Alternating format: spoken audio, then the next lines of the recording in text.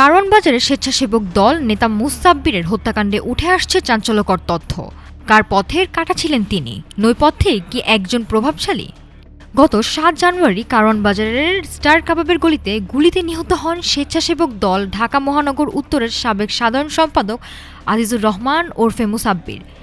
তদন্তে জানা যায়, এক প্রভাবশালীর গোপন আস্তানা থেকে বের করা হচ্ছিল ৫টি আগ্নেয়াস্ত্র।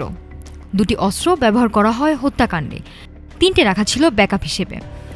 অস্ত্র সরবরাহে ব্যবহার করা হয় কাট আউট পদ্ধতি।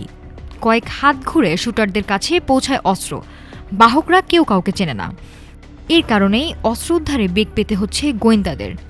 সূত্র বলছে, হত্যাকাণ্ডের বিষয়ে জানতে শীর্ষ পর্যায়ের এক রাজনৈতিক নেতা। ঘটনার সময় প্রভাবশালী ওই ব্যক্তি ছিলেন দেশের বাইরে। চাঁদাবাজি আর আধিপত্য বিস্তারে রাজনীতিতে একজন নেতা হয়ে উঠেছিলেন কারো গলার কাটা। প্রশ্ন, ন্যায় বিচার হবে তো? নাফিসা সামিয়া, ঢাকা টুডে।